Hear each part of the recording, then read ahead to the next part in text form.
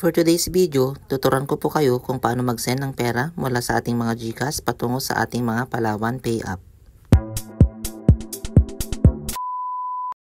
Dito po sa ating mga GCash, makikita po natin ang transfer. Pindutin po natin ito, piliin ang local. Dito po makikita po natin ang iba't ibang local banks na pwede nating sendan ng pera mula sa ating mga GCash. Pindutin natin itong tatlong dots sa ibaba. Dito makikita natin lahat ang listahan ng mga local banks sa Pilipinas na pwede nating pagsenan ng GCash.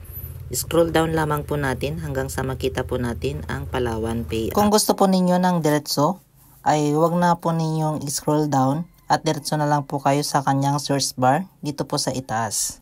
At dito na nga po ay enter na po ninyo ang inyong mga account name at ang inyong mga account number. Ang inyong mga account number, ayun po ay yung mga cellphone number na nakaregister sa inyong mga Palawan Pay app. Pwede po ninyo ilagay dito sa ibaba ang inyong mga email address para doon isend ang inyong mga resibo.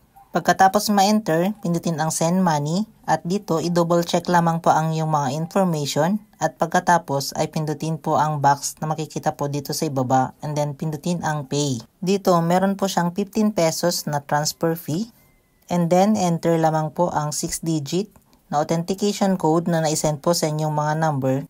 At ayan po, i-double check lamang po yung mga information ninyo bago ninyo pindutin ang send. Balik tayo sa ating mga Palawan Pay app at makikita na po ninyo na dumating na nga po ang 100 na ipinasa natin. At makikita na po natin dito sa notification ang message na natanggap na natin ang pinadala galing sa ating mga GCash. Ganyan lamang po kadali ang mag-transfer ng pera mula sa ating mga GCash patungo sa Palawan Pay app. Kapag may natutunan po kayo sa ating video ngayon, huwag po ninyo kakalimutang pindutin ang subscribe button at bell all para lagi po kayong updated sa lahat ng ating mga bagong content.